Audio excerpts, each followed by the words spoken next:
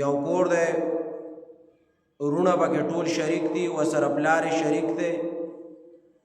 دا ټول کاروبار کوي خو دغه کاروبار هم شریک دی د ورونو هم شریک دی ورسره پلار هم شریک دی نو اوس د دوی د قربانۍ به څه مسله وي دې کې مسله دا ده که دا ټول کاروبار حساب کې او کاروبار کوي کاروبارونه جدا دي یا شریک دي خو دغه کاروبار چې وکتلی شي دغې ته نو په دی کې چې څوک صاحب نصاب ګرځېدلی هغه که یو زوی ګرځېدلی یا ټول زامن ګرځېدلي پلار یې پکې شامل دی او که نه دی خو چې هر یو ځان له صاحب د نصاب دی مالدار دی په دغې کس باندې ځان له قرباني واجبه ده په دې نورو باندې واجبه نه ده ټول په کور کې شریک دي پهلې شریک دی او آمدن شریک دی خو کاروبار یې داسې دی چې دغه یو د نصاب نه اوړي د دې نورو دا کاروبار او د دې د آمدن د نصاب نه اوړي نو په دغه یو باندې قرباني واجبه ده په دې ټولو باندې واجبه نه ده اوس که داسې وکړي چې دا ټول صاحب د نصاب دي او نصاب ته مال رسیدلی دی د هر یو جدا جدا که دا یو ورور جدا کړی شي نو د دغه یو ورور د مال دومره دی چې په دغه باندې قرباني واجبېږي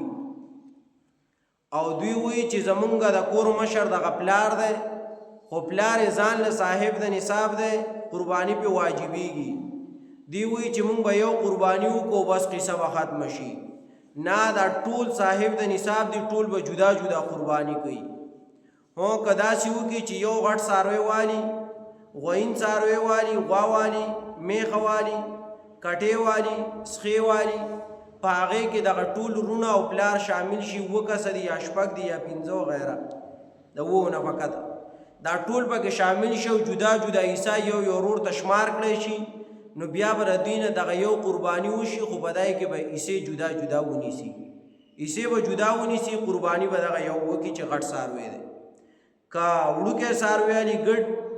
ګډ علي یا چیلی علي نو دا به یو جدا اخلي ځان نه به ذبح کوي او قرباني کوي به اوس که داسې دی وکړي چې دغه ټول وایي چې مونږ به دغه پلار یو قرباني وکړي یا به چا سره پټل کې یو قرباني ونیسي یا به یو ګډ حلال کو وغیره نو زمونږ د طرفه به ذمه فارغه شي او قرباني به وشي دغه قرباني نه کېږي هر یو جدا د صاحب د نصاب دی هر یو به جدا قرباني کوي هو که داسې وشي چې دا ټول مال را یوځای کې او دغه نصاب ته رسیږي دا ټول مال نصاب ته رسي د شریکې ده چې دا ټول کاروبار شریک دی او که ځان لیکې نو بیا نصاب ته نه رسي نو آیا په دې اوس قرباني شته که نشته نو په دوی باندې اوس قرباني نشته اگر که د ټولو د مال را یوځای کې او نصاب ته رسي خو دا چې جدا جدا کې نو بیا نصاب ته نه رسي ها که په یو کس پسې حسابي نو بیا دې هغه قرباني وکړي او که یو کس پسې حساب نه نو په ټولو باندې بیا قرباني واجبه نه ده ها که داسې وکړي چې پلار وفات شو زامن ټول شریک دي په کور کې اوسېږي